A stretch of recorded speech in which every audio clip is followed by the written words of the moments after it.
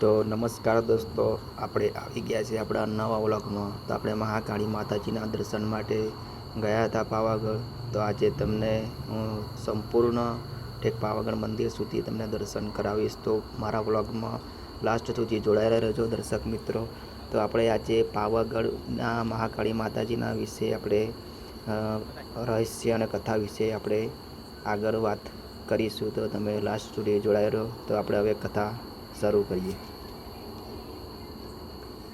શું તમે જાણો છો ગુજરાતના એક એવા ડુંગર વિશે જ્યાં ખુદ બ્રહ્માંડની સર્વોચ્ચ શક્તિ ગરબેરમાં ઉતરી હતી? એક એવો કિલ્લો જે ભૂતકાળમાં લોહિયાળ ઇતિહાસ, એક રાજાનો કામુક અહંકાર અને માતાજીના ભયાનક શાપનો સાક્ષી બન્યો. અને એવું તે શું રહસ્ય હતું કે આજ પાવન ધામ પર 500 વર્ષ સુધી કોઈ ધર્મધ્વજ લહેરાઈ શક્યો ન હતો? નમસ્કાર મિત્રો, આજે આપણે યાત્રા કરવા જઈ રહ્યા છીએ પાવાગઢ અને મહાકાળી માતાજીના એવા રહસ્યોની જે કદાચ તમે પહેલાં ક્યારેય નહીં સાંભળ્યા હોય. વિડીયોના અંત સુધી બન્યા રહેજો, કારણ કે પાવાગઢનું અસલી રહસ્ય તો છેલ્લે છુપાયેલું છે. વાત શરૂ થાય છે કરોડો વર્ષ પહેલાં પૌરાણિક કાળથી. ભૌગોલિક રીતે પાવાગઢ એ કોઈ સામાન્ય પર્વત નથી, પણ લાખો વર્ષ પહેલાં જ્વાળામુખીના વિસ્ફોટથી બનેલો એક અગ્નિગૃહ છે. સંસ્કૃતમાં તેને પાવકગઢ એટલે કે અગ્નિનો કિલ્લો કહેવાયો, જે સમય જતાં પાવાગઢ બન્યો. પૌરાણિક વાર્તાઓ અનુસાર આ એ જ પવિત્ર ભૂમિ છે જ્યાં મહર્ષિ વિશ્વામિત્રીએ હજારો વર્ષો સુધી ઘોર તપસ્યા કરી હતી. તેમના જ તપના પ્રભાવથી અહીં વિશ્વામિત્રી નદીનો જન્મ થયો. પણ આ સ્થાન શક્તિપીઠ કેવી રીતે બન્યું? જ્યારે માતા સતીએ પિતા દક્ષના યજ્ઞકુંડમાં પોતાના પ્રાણની આહુતિ આપી, ત્યારે ભગવાન શિવ ક્રોધથી તાંડવ કરવા લાગ્યા. સંસારને વિનાશથી બચાવવા ભગવાન વિષ્ણુએ પોતાના સુદર્શન ચક્રથી માતા સતીના પાર્થિવ દેહના 51 ટુકડા કર્યા. શાસ્ત્રોમાં લખ્યું છે કે પાવાગઢના સૌથી ઊંચા શિખર પર માતા સતીના જમણા પગનો અંગૂઠો પડ્યો હતો. આ જ કારણે પાવાગઢ 108 નહીં પરંતુ પવિત્ર 51 મહાશક્તિપીઠોમાં સ્થાન પામ્યું. અહીં મા કાળી મુખારવિંદ એટલે પ્રત્યક્ષ સાક્ષાત રૂપમાં બિરાજમાન છે. હવે સમયનો કાંટો બદલાય છે. 15મી સદીમાં પાવાગઢની તળેટીમાં આવેલું ચાંપાનેર એ સમયે સમૃદ્ધિનું શિખર હતું. ત્યાં રાજ કરતા હતા ખીચી ચૌહાણ વંશના રાજા જયસિંહ પરમાર, જેઓ ઇતિહાસમાં પતાઈ રાવળ તરીકે ઓળખાયા. પતાઈ રાવળ શરૂઆતમાં શૂરવીર હતા, પરંતુ સત્તા અને સંપત્તિના નશામાં તેઓ અધર્મ અને કામ વાસનાના માર્ગે ચાલી નીકળ્યા. આસો મહિનાની નવરાત્રિનો પાવન ઉત્સવ હતો. પાવાગઢના ચોકમાં ભક્તો ગરબે રમી રહ્યા હતા. ભક્તોનો નિશ્ચલ પ્રેમ જોઈને ખુદ જગદંબા મહાકાળી માતાજી એક અત્યંત સુંદર અપ્સરા જેવી સ્ત્રીનું રૂપ ધરીને રાસ ગરબા રમવા પૃથ્વી પર ઉતર્યા. ગરબાની રમઝટમાં આ સ્ત્રીના તેજ આગળ આખું મંડળ ઝાંખું પડતું હતું. પરંતુ અંધ બનેલા રાજા પતે રાવણની કામુક નજર આ દિવ્ય સ્ત્રી પર પડી. રાજા કામરાસનાથી એવો ઘેરાયો કે ભૂલી ગયો કે સામે સાક્ષાત જગતજનની ઊભી છે. રાજાએ આગળ વધીને માતાજીનો પાલો પકડી લીધો અને પોતાની સાથે મહેલમાં ચાલી વિહાર કરવાની માંગણી કરી. વિચારો, જે આખા બ્રહ્માંડનું પાલન પોષણ કરે છે, તેની સામે એક તુચ્છ માનવી આવી માંગણી કરે?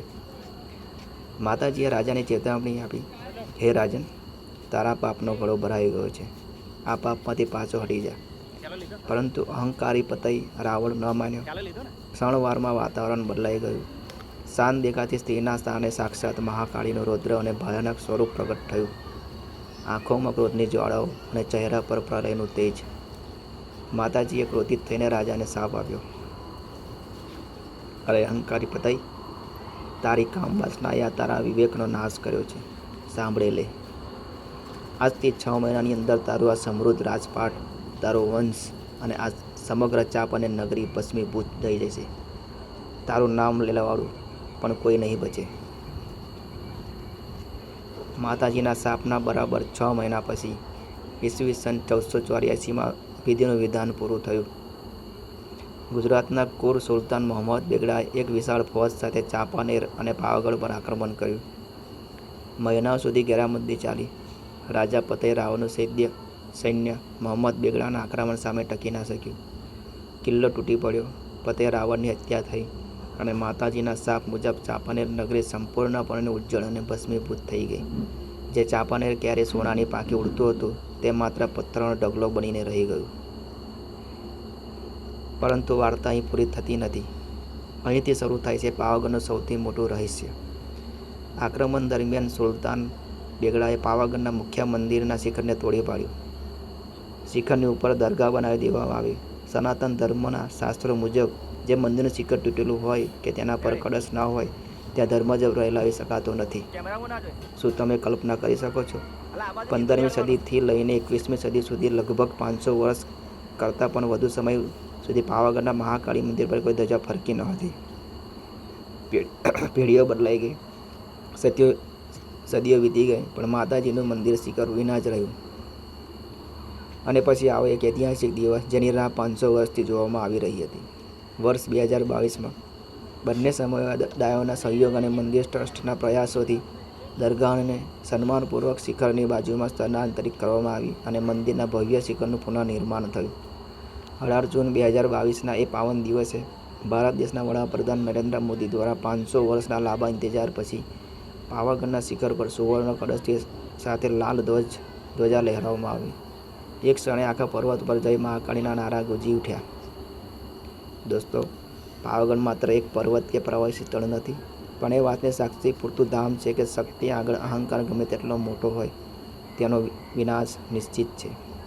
આજે પણ દૂધિયું, છાસિયું અને તેલિયું તળાવ આ પર્વત પર પોતાનામાં અનોખી ઉર્જા સાચવીને બેઠા છે. જો તમને પણ મહાકાળી માતાજીની સંપૂર્ણ શ્રદ્ધા હોય તો કોમેન્ટ બોક્સમાં જય મહાકાળી લખવાનું ભૂલતા નહીં. વિડીયો ગમે હોય તો લાઈક કરો અને તમારા મિત્રો સાથે શેર કરો. ચેનલ પર નવા હો તો સબસ્ક્રાઈબ જરૂર કરજો. મળીએ છીએ બીજા કોઈ આવા જ રોમાંચક વિડીયોમાં. ધન્યવાદ. તો દર્શક મિત્રો, તમે જોઈ શકો છો દર્શક મિત્રો કે આપણે અહીંથી વાર્તા પૂરી થાય છે. તો ખૂબ જ સરસ એવી વાર્તા હતી અને તમે ઇતિહાસ પણ જાણી લીધો છે મહાકાળી માતા. તમે જાણતા દર્શો પણ તો પણ ફરી વખત તમને મેં ઇતિહાસ જણાવવાની કોશિશ કરી હતી. તો દર્શક મિત્રો, આવા નવા અમારા બ્લોગ આવતા રહેશે તો મારી ચેનલને લાઇક, શેર અને સબસ્ક્રાઈબ જરૂર કરજો. કોમેન્ટ કરજો દોસ્તો. ખૂબ જ મહેનત કરીએ છીએ, જઈએ છીએ. વરસાદમાં ગયા હતા, આ વખતે તો શૂટિંગ કરીએ છીએ. એવા ઘણા બધા વિડીયો 300 થી 400 વિડીયો ઉતાર્યા, ફોટો 200 થી 150 ફોટો પાડ્યા. તેમ કરીને આ વિડીયો સંપૂર્ણ થતા ઉતારીએ છીએ, ઘરે આવીએ છીએ, એડિટિંગ કરીએ છીએ દર્શક મિત્રો. ત્યાર પછી તમે વિડીયો એડિટિંગ કરી મૂકવામાં આવે છે દર્શક મિત્રો. તો દર્શક મિત્રો, લાઇક, શેર અને સબસ્ક્રાઈબ જરૂર કરજો અને પૂરેપૂરો વિડીયોનો જોવાનો આગ્રહ રાખજો દર્શક મિત્રો. કેમ કે તમને જોવામાં તો સહેલું લાગે છે, પણ જ્યારે ખરેખર તમે કોઈ પ્રેક્ટિકલ સ્થળ પર જઈને તમે વિડીયો ઉતારો છો, મહેનત કરો છો, ખરેખર જ્યારે રિઝલ્ટ ના મળે ત્યારે મનમાં ઘણું દુઃખ થાય છે દર્શક મિત્રો. તો દર્શક મિત્રો, તમારો સપોર્ટ આપ્યો છે તો આપતા રહેજો અને લાઈક, શેર અને સબસ્ક્રાઈબ જરૂર કરજો દર્શક મિત્રો. તો સૌને મારા જય મહાકાળી, જય માતાજી. રાજી રહેજો અને આવો સપોર્ટ કરતા રહેજો દર્શક મિત્રો. તો તમે લાસ્ટ સુધી જોડા રહ્યા તો તેના માટે ખૂબ ખૂબ ધન્યવાદ. આભાર તમારો દર્શક મિત્રો. બની શકે એટલું મારી ચેનલ શેર કરજો તમારા દોસ્તો સાથે, મિત્રો સાથે, જેને મહાકાળી માતાજીનો ઇતિહાસ જાણવો હોય તો પૂરેપૂરો મેં તમને ઇતિહાસ જણાવ્યો છે દર્શક મિત્રો. તો મેં મારી ફરજ પૂરી કરી છે. મારું મહેનત હતું કામ કરવાનું, વિડીયો બનાવવાનું, તમારા સુધી પહોંચાડવાનું.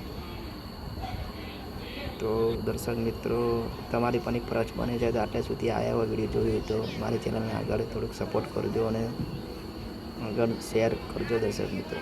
જય માતાજી.